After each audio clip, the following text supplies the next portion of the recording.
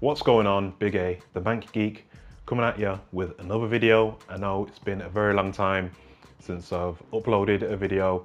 I've just had like stuff to do. So, I mean, I've been around, I've seen stuff that's gone on, and yeah, I guess, I mean, I can't promise a video every week, but I will try and upload as often as I can. It's 2019, welcome to Comics in 2019. And what I'm expecting from Comics in 2019 is more of the same, really. I'm not really expecting anything to change. It's going to be the same talking points by the same people doing the same things, making the same accusations, and things more or less remaining the same. It's kind of like stalemate at the moment, really, to be honest, if you want my opinion on it. But more importantly, something that I've been seeing happening in the States a lot is, well, kind of now really happening here in the UK as well. And that's comic book stores closing. So there was a report by a comic book store in Leeds, OK Comics, and it should be on the screen now. Since Christmas, 6 UK comic shops have reported that they're closing. If you have a local comic shop that you love, spend a bit of money with them this weekend. That little bit of cash you throw their way, that one comic you buy, may just prevent them from being next. So the thing that we've seen happening in the States, comic book stores closing, it's happening here in the UK as well. It's only 6, well, I say only 6 stores, but I'm guessing I tried to ask as to which 6 are actually closing, but I didn't get a response into which 6. I'm assuming it's smaller stores in smaller cities, because obviously the ones in larger cities, more people, so therefore there's likely to remain open. Because, I mean, if you got my local comic book store, for example, it's, yeah, it's a lot of locals obviously in there, but then there's also tourists that go in. I know it's a lot of tourists going there as well, because there's like a, not a hotel, but a hostel just down the road by it. So I think a lot of people come in there as well. Whereas obviously smaller places, not a lot of people there to start off with, and if there's not enough footfall, they're not going to get enough business. So yeah, that's quite sad. I feel kind of bad for like the smaller places in the UK that had a comic book store that's now closing at some point soon. Unfortunately, like I said, I couldn't find out which 6. I did view kind of like all the responses to the tweet, and someone did mention one in, I think it was Dumfries, Scotland, that was closing. And yeah, no, I just feel bad for them, because now they're gonna have to either, well, do digital or have them kind of delivered to them via post every month or week or whatever. And yeah, it shouldn't have to be this way. It shouldn't have to be this way at all, but unfortunately it is. So that's not a good start to the year for UK comics, in my opinion. It's a pretty bad one.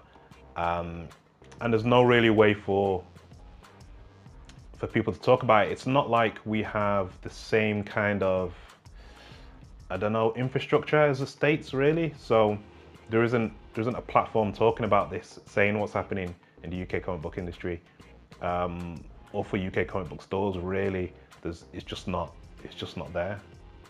And you know, it's not good. I hope it doesn't get worse, and then the same thing applies to the bigger areas in the UK, because then well, then I'm screwed. Like, if my comic book stores, there's two kind of local ones to me. If those closed, I honestly don't know what I'd do. I'd just be like, well, maybe I'm just gonna have to switch over to actual books or something. Which, you know what, I like actual books as well, but really I ain't got the time. So it's just a quick 15 to 20 minutes on a comic book, bam, done. Read about 5 or 6 of those a week, and I'm good. You know what I mean? So. But yeah, comic books, man. Comic books. Other than that, it's been a pretty good start to the year geek-wise.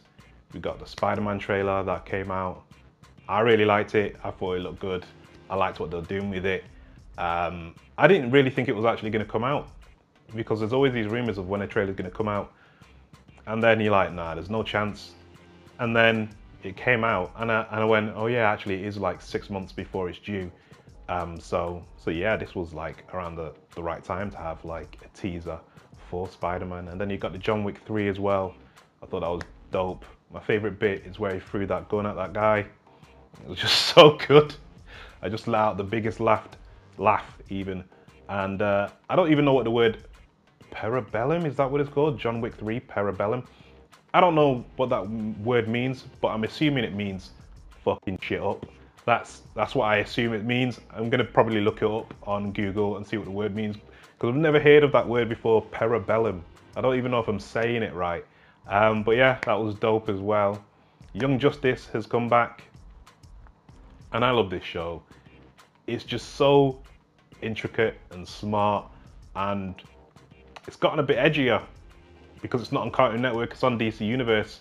So I think technically there's not really a rating for it, but it's just, they just do it so well. Like, I want to go back to the beginning and watch it all the way through, just because it's just this one big, massive story, and they've just been dropping things in there throughout.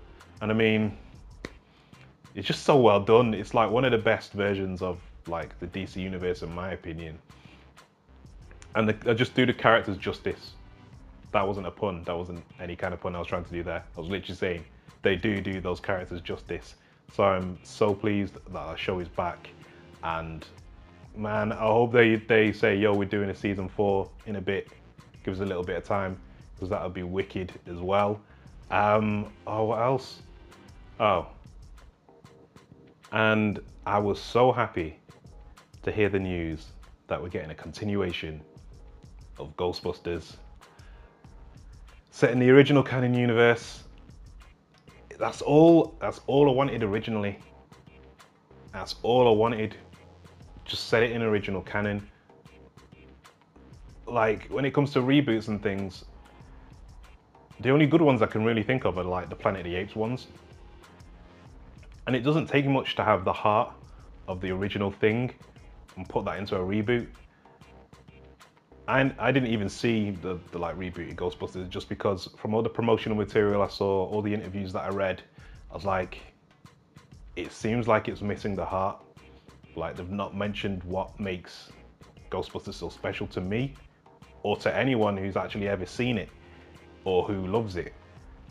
And so I've seen the first 5 minutes, I've seen 1 or 2 scenes online, and they in terms of just cinematography, I didn't like him. Like, so I just was like, no, I'm not gonna bother watching it. But yeah, hearing that Jason Reitman is directing a new movie, I don't care that it's nepotism. I literally don't care, and that they're keeping it in the family. Wicked. Like, I didn't even expect to see a teaser, and then they showed a teaser, and obviously it was like the Ecto-1 in a barn, which I heard someone mention online that's probably Ray's farm that his parents left him. And I'm just like, the possibilities are endless. Well, I say endless, they're not endless, but just so many possibilities for interesting stories told.